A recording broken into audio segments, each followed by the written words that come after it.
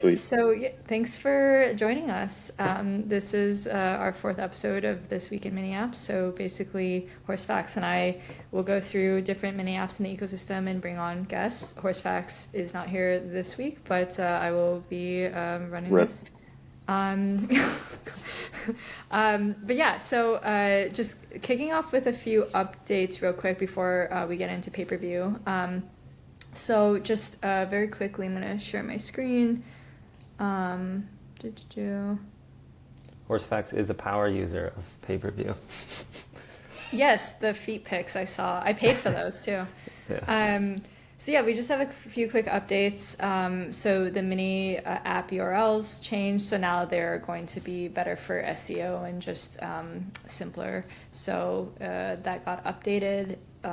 There's also Kartix shipped some new actions to the mini apps SDK. Still experimental, but have view token, swap token, send token. So check that out. Horsefax also had a forkable replit with the simplified version of Warpcast Mint's mini app. So you can use that as like a good starter kit. And then also just we added Monad support, testnet support for Farcaster wallet and mini apps. So we can now have people building in that ecosystem as well. So those are the, I think, major news from last time. And then maybe Eric and Lucas, if you want to intro yourselves and pay-per-view, that'd be awesome. Yeah, for sure. Yeah. Eric, you want to kick it off? Sure. I guess a good origin story is FarCon was last week, and part of the Builders Day, I think we just wanted to do something fun and got brainwormed by the idea of just doing something that's really dead simple, easy for normies, easy for crypto people, and that first starts with no coins, like using a coin like USDC that everyone gets out of the box. And so that's where we kind of landed with pay-per-view, and it's just dead simple. One tap, USDC, pay, and then you see content. And from there, it's like the world is your oyster. We've already got a lot of people doing interesting stuff with it. But I'll leave it there. We can dive in some more. But yeah. Yeah, and I think to add to that, so as a background, like we're also building Pods, which is like the platform for on-chain podcast. We also have a mini app in Farcaster, and we really kind of approach this like FarCon hack as like, what can we do that is very simple and easy that informs us about where we're going? And I think one of the big questions that we've been always trying to like ask is like, why collect? And when I explain pods to a normie, they're always like, oh, and when you mint the podcast, you get to listen to it, right? And I always picture that meme of like the Star Wars meme of like, right? And it's no, the content's fully public. It's accessible. You can always listen to it. The collect is really just this patronage thing. So yeah, what we wanted to do with pay-per-view was really come up with like a very simple, opinionated why collect, even though it's not necessarily an NFT. And this exclusive content answered that question. So you pay for it, you get to view the content, and that really kind of took us down a rabbit hole. We were just like, oh, that's kind of like an interesting idea, and then kind of every day it just started eating at us a little bit more and more. And 2 weeks later, it was FarCon, and we had the whole app kind of built, or like this initial version that you guys are using today. So again, pay-per-view, for those that don't know, is paywall anything for any price. So you can upload an image or video, set a caption that's about the length of a tweet, set any price that you want from as little as 1 penny to $1 million. You can also set a referral rate for users to share it, and then you just go ahead and post it and share it around, and people can pay that price, whatever price it is, to view that content. And yeah, I think as a whole, the feedback has been really awesome. Like, you guys were one of the first people that we showed it to, and yeah, I think as a whole, the community is really liking it. There's definitely some issues and, problems that we got to address, but that's kind of just showbiz for any startup or any product that just recently launched. But yeah, that's kind of the overview of pay-per-view. Nice, yeah. Pay-per-view's one that I'm really excited for, and I have been showcasing it to a lot of people because I think it just demonstrates like on-chain transactions, but not like super in your face and like confusing experience. And then like actually creates like new behavior that we haven't been seeing in our feed. So would love if one of you could share a screen and demo. Sure. Yeah. I'll. Yeah, and while Eric's pulling that up, I think the normie aspect of this is like the maybe the most interesting part of this has like 100% hit rate in terms of like explaining it to a normie 30 seconds later, a minute later, they're like, oh, I get it. Especially when you show them the app, they're just like, oh, that's very cool, that's very easy. And I think that is something very different than just the run of show apps that we have today. Granted, we're all, kind of innovating in different areas, and like the coins are awesome. And I think as a whole, like the consumer apps have done a massive leap, but this is definitely one of the most simplest kind of versions of it that we could come up with. And yeah, it's very normie friendly. You're not aping into a coin and then going down 99% or going up 100x. It's just you pay for content, right? And it's very simple and straightforward. Yeah, I think a fun way to sum it up too is, there's a lot of things that have been in crypto that are very value extractive and like hidden value extraction. Obviously, there is like value transferring from user to creator in pay-per-view, but I think that's the nice part of it. It's very transparent in terms of what you're trying to do here. And so actually, like this is what you see the minute you go to payperview.media. So it's a very mobile native web app. This is obviously my desktop, but also a mini app right out of the box. So connects with your Warpcast wallet. Let's say I wanted to, this is just like top stuff that's trending. And let's say I just wanted to view it. I would get prompted with just a quick login. I'll use my Twitter just for like the sake, since we are live streaming on Twitter anyways. And so it'll log me in. I've already got like a small balance and I've already viewed this, which is why it unlocked. But see, I've got like $1.16 here. Let's see if there's something new that's, okay, I really want to see this guy's car. Who knows what it might be.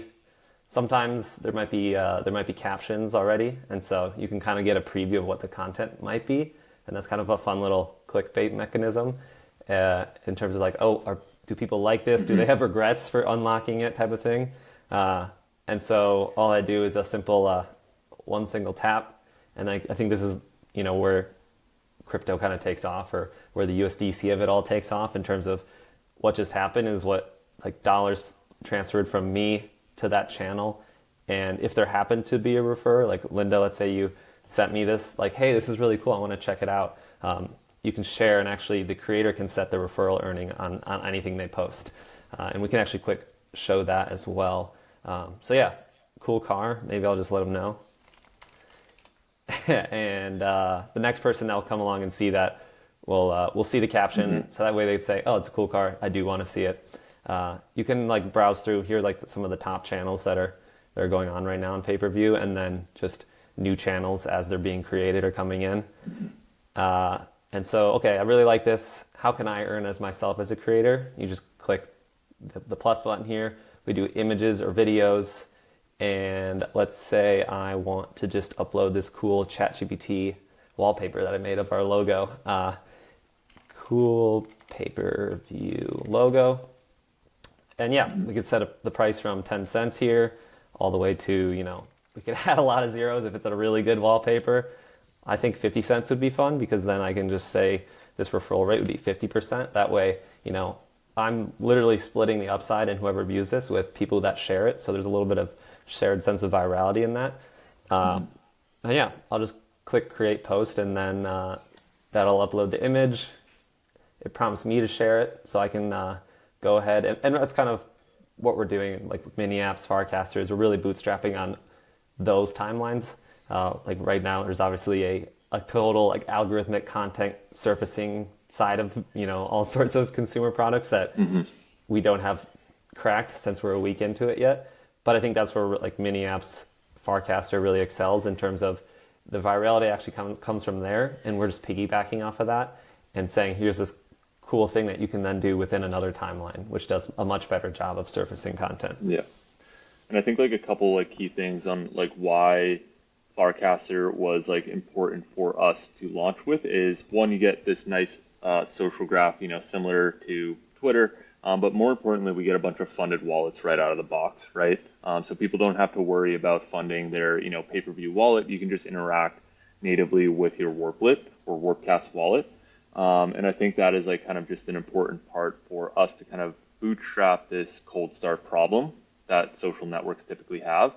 It just allowed us to tap into a user base with money already in a wallet, and that are already posting content on a daily basis. So yeah, Farcaster provided this very easy platform for us to have this go-to-market strategy. And yeah, obviously we're seeing a lot of really good responses and just feedback on our timeline on WordCast right now about people using pay-per-view. Nice, thanks. I'm gonna audio clip that and share that with Twitter folks to build on Farcaster. But I guess like, what are you thinking in terms of next features? Like, what's on the roadmap?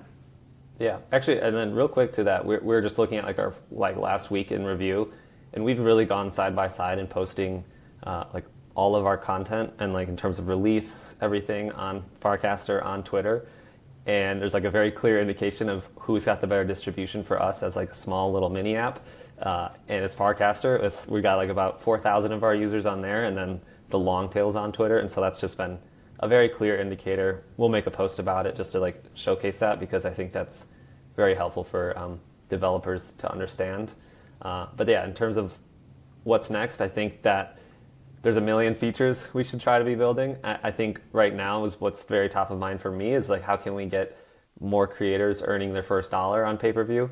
I think right now it's about 35 of them who have earned over $1, which is really cool to see. I mean, there's a few people who have earned over $50 in pay-per-view on a week in the first week. And so how can we get just that the cohort of creators earning their first dollar in a very friendly, easy to see type of way?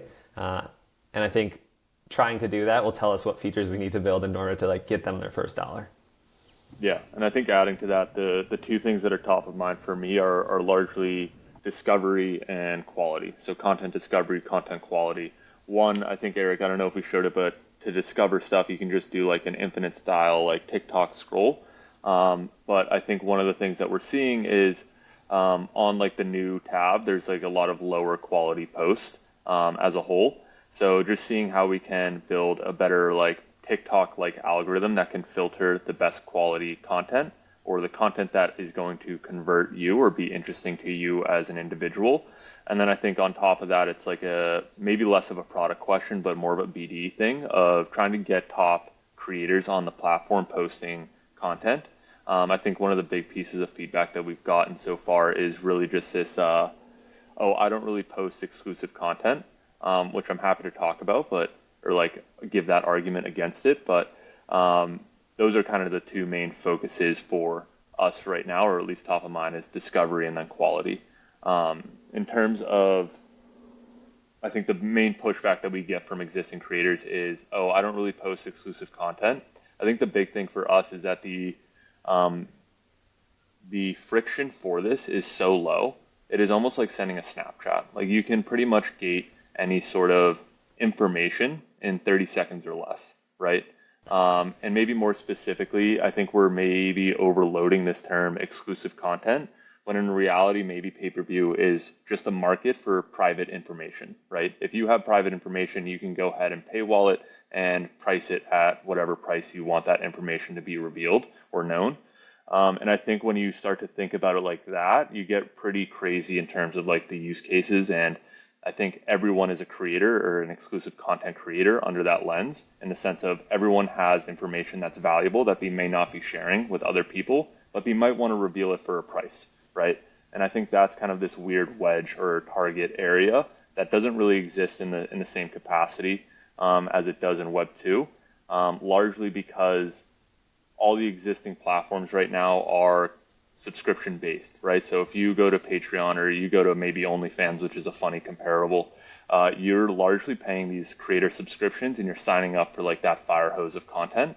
And if you're a creator on those platforms, you have to have that content schedule. You have to be like, I'm going to post X, Y, and Z this month. You're going to get A, B, and C.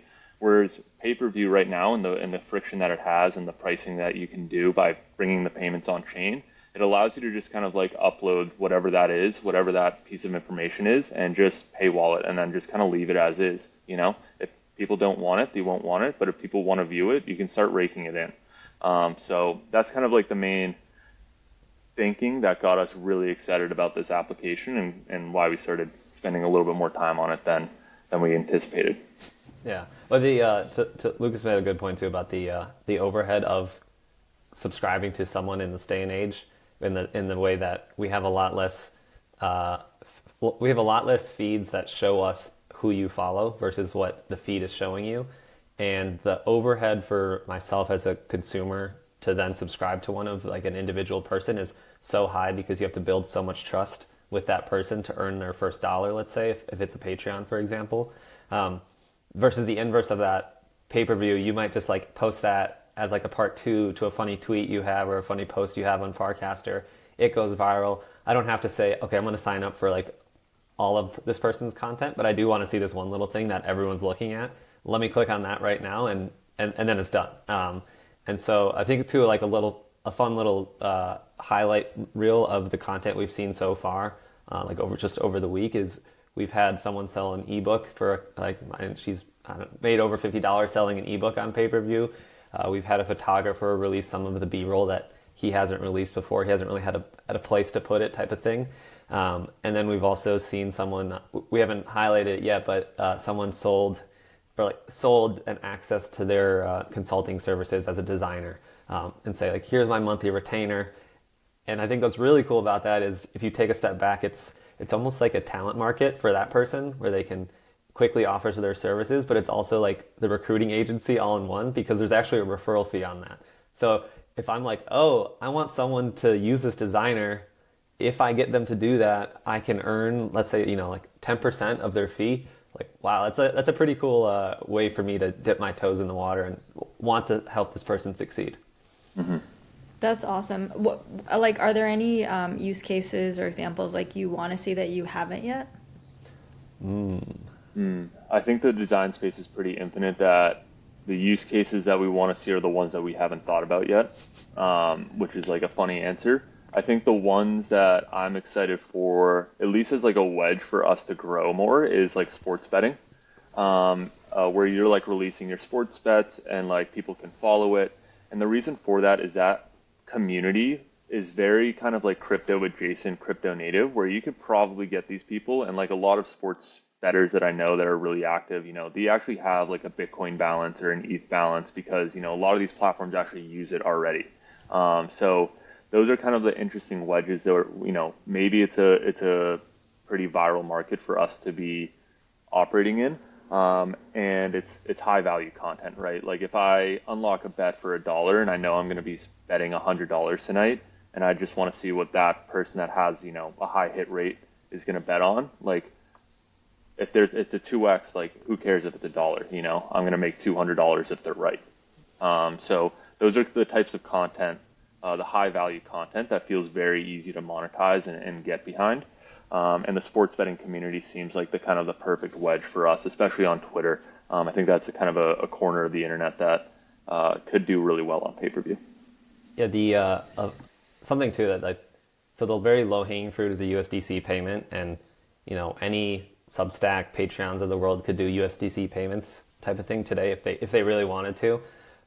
What's a little bit even more fun is once you as a creator see your, who's unlocked this piece of content, what you're seeing is the user, but you're also seeing an address for them that you can then send them things. And I think it would get really fun when people start doing things like, for every $1 this view gets, I'm going to go put it on a table of roulette and then give it back to everyone who put $1 in. Like, there's a lot of like these really fun viral mini game mechanisms that you could do with it, because we are USDC, just stable coin rails. At the end of the day, we're riding that wave, and then it's kind of up to the creativity of what you want to do with this, Right. unlimited surface area. Yeah, like another one, we could go all day. We could do like a full hour on this.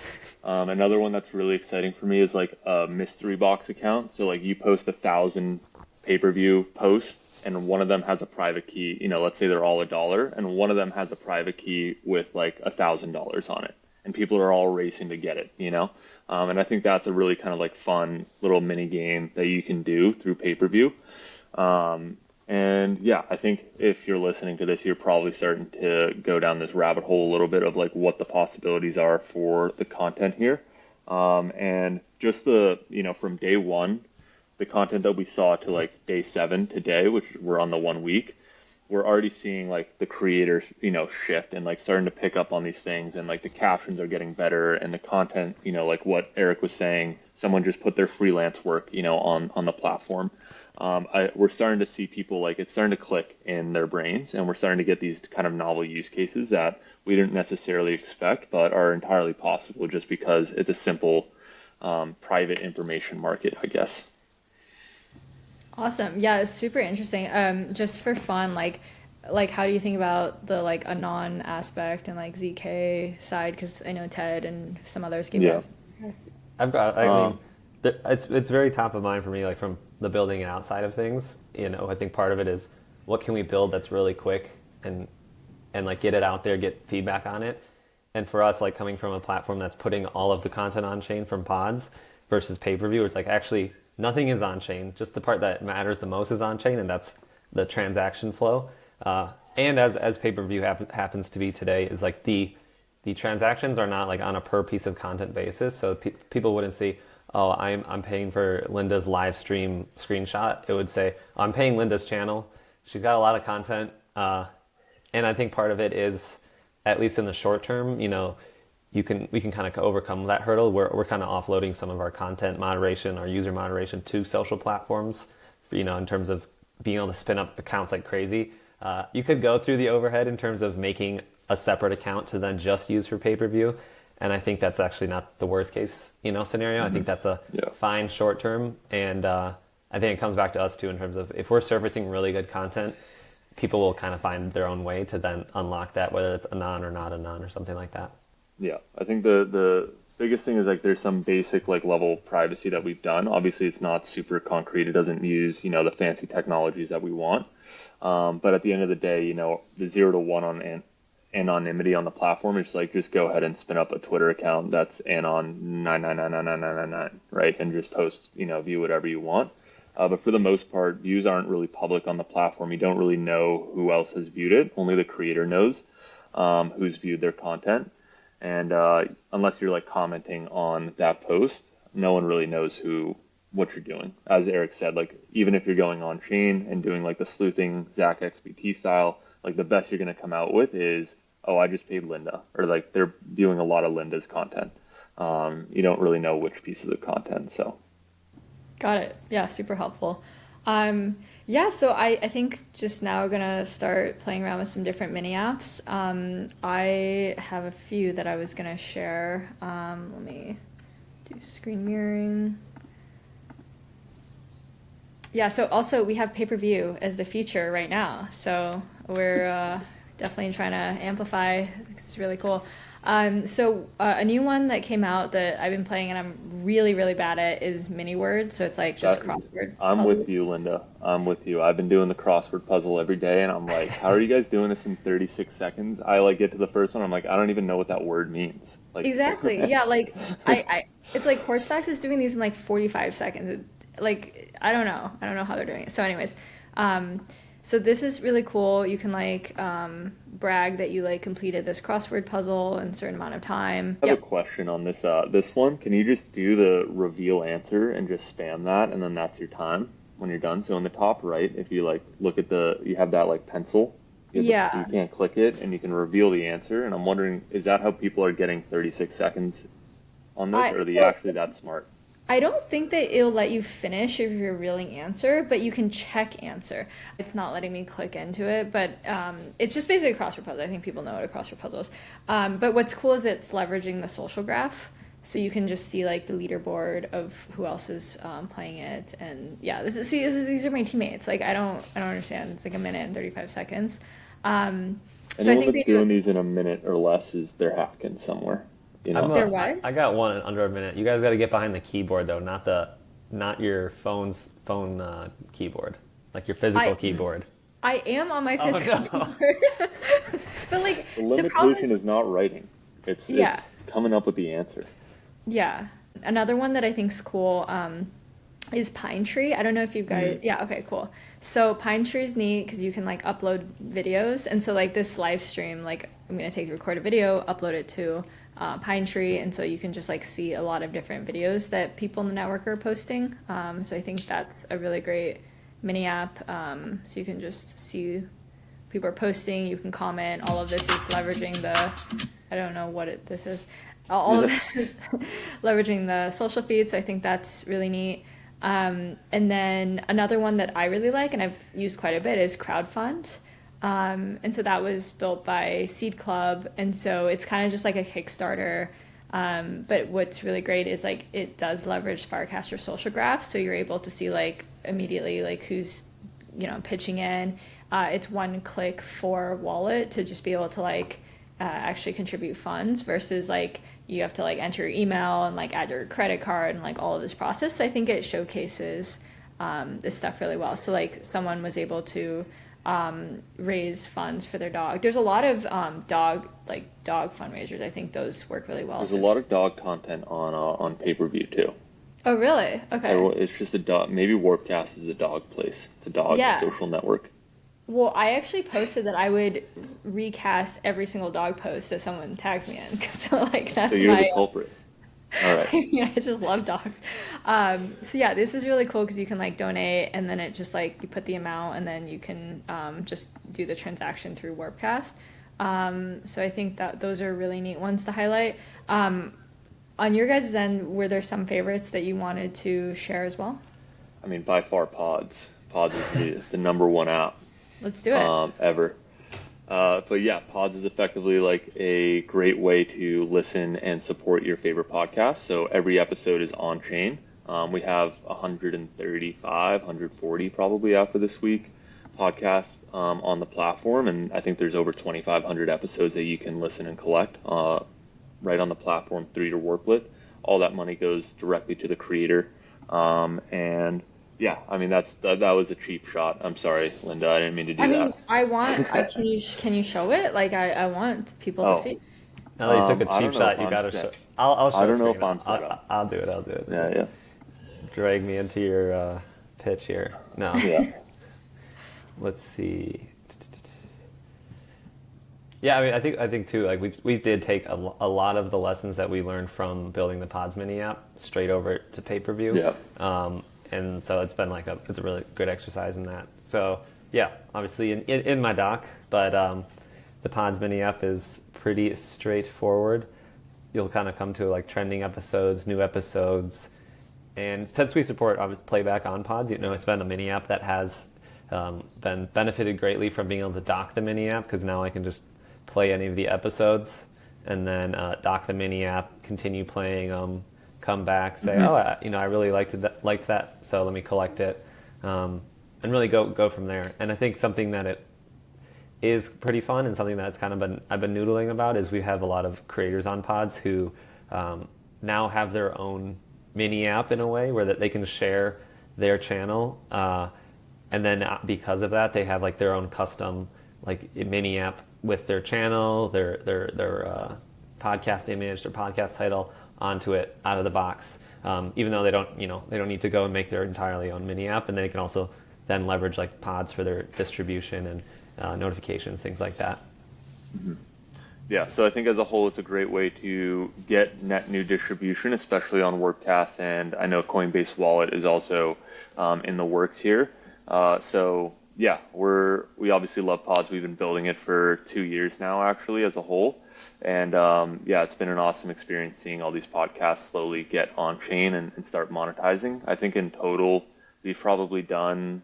I think we're getting close to $2 million in total volume of podcast NFTs minted on the platform, which I don't know if you've been here for the past 2 years, but it's not been the friendliest market to be an NFT platform.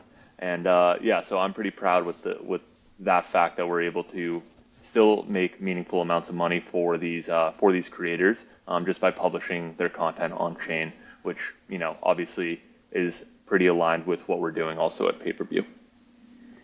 That's awesome. I didn't even realize that much volume. That's really, really cool.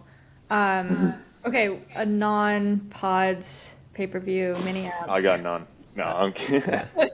No, Eric, I'll let you go in a second, but my favorite that I probably use outside of the crossword puzzle right now is the Farcaster one. I think that's like just super fun. I like the daily ones that you can just you can come in and you get to have a fun little game. Toady Hawk and Betterment is also doing a really good job there. I don't think it's live right now, so you can't. He does like every other day for the debut, so I don't think there's a way to demo it right now. But that's another awesome app that I've been enjoying a lot. Yeah, I really like ones where I can also see like how I'm doing relative to other Hmm. people in the I network. don't, It just makes because it I'm really usually fun. bad at them. Like Yeah, I'm so The Farcaster one, I'm like 3,000 miles away, and I'm like, whoops, I was off there. yeah, I'm like usually on the wrong continent, so it's pretty Yeah. bad. But Eric, what's your favorite? Yeah, you guys have crossed off a few of my list in terms of like mini word. I mean, the mini word is like the New York Times mini versus now there's like social pressure involved, which actually Mm. like makes it a bit more fun. It used to be the social pressure of me sending it to my friends, via text or something like that. Uh, but I think there are a few offhand that are pretty fun too. Is just amps and tippin are really Mm. cool where it's actually you use the mini app to then bootstrap something else that's in the overall social graph, and mini apps aren't these places. I think like the Web 2 side of things, or like the apps historically are these places that want to take your time, and mini apps are kind of something that can boost your time and boost your like engagement and not have to like take you off platform. They can make your Hmm. platform experience better and just do it all within the feed and be these like micro attention transactions in a way. Yeah, Yeah. yeah, I agree. All the ones you mentioned, we've actually featured them in the past in our live stream. So, You guys are on to something. You guys have good curation. Um, I do really like the tipping one a lot too. It's sneaky because I think I'm sending 10 cents for every like, and I'm probably spending like $4 a day right now, and I'm not even, it doesn't tell you, and I'm just ripping it. But like at the end of the day, people are getting paid, and I love that little micro transaction for liking and all that stuff. So, I think as a whole, pods, pay-per-view, we're very much in this business of like, how can we get creators making money on chain? And, anything that does that and helps with that, whether it's us or any of these other platforms, I'm super, super big fan of as a whole. I think that is like a huge unlock for us as like, or for media as a whole and social media as a whole, is coming up with non-ad or brand deal based revenue streams that are kind of more natural and organic, that you can kind of just earn by posting good content, right? And I think that's like something very native and really unique and powerful about this on-chain creator economy that we're starting to see bubble up. yeah. Oh, go. The one, speaking of like on the economy side of things, so over Farcon, Privy made a pay to tap to pay with Privy app, and immediately I'm like, oh, you could make a living on pay per view. Let's say you have like really good photos, really good images, earn from that, and then spend it all within your mini app ecosystem. And I think because what's really interesting about that is like the hardest part for us is like the conversion of someone spinning up an account on pay per view on Twitter. Like the biggest point of friction is the on ramp to begin with, and like once you're there, it's easy. And I think the same goes for off ramping, like on ramping, off ramping, kind of a nightmare. I saw someone post on Twitter like a few weeks ago, how can I pay my bills with Stripe? And how can you pay with bills with Stripe? Is that maybe you don't use Stripe and you use USDC under the hood? Obviously, Stripe maybe it could support this in the future, but making your lunch money or some dinner money on pay per view, going to spend it with tap to pay with Privy is a really cool world that I want to live in. That's for sure.